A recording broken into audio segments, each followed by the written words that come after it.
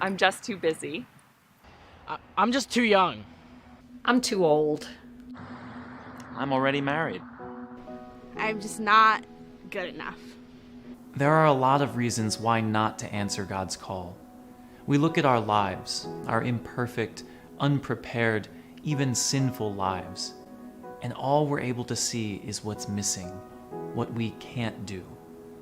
How could God use me, we ask? There must be better people. Judging ourselves by the standard of our world, we respectfully decline God's call and hope that someone else will answer it. But God doesn't choose people based on the standard of our world. So often it's not the strong, the knowledgeable, or the perfect that He chooses. It's the weak, the unexpected, even the broken ones He uses to show His glory. Elizabeth was too old. Moses wasn't a good speaker. Jeremiah was too young. Rahab was a prostitute. Mary Magdalene had 7 demons. Jonah ran from God. Peter straight up denied Jesus. And Lazarus? Lazarus was dead. To say that we're too old, too young, too busy, or too much of a sinner to accomplish great things on our own might be true, on our own.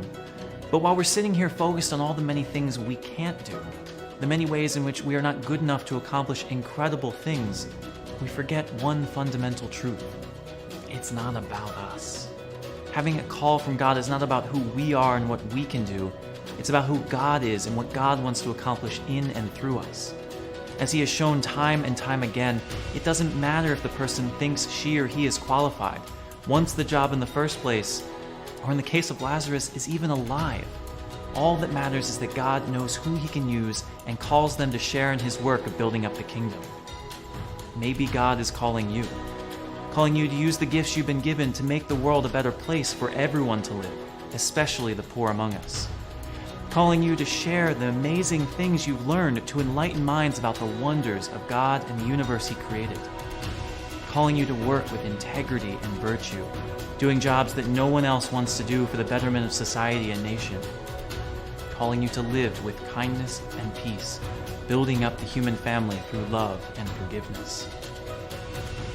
When it comes to being called by God, there's no such thing as being too young or too old, unworthy or unprepared. And it doesn't matter if you're single, married, or a celibate like me. If God has a job for you, all that matters is that you have the courage to say yes and the trust to follow wherever He may lead you. And who knows, maybe you'll end up wearing brown, just like me.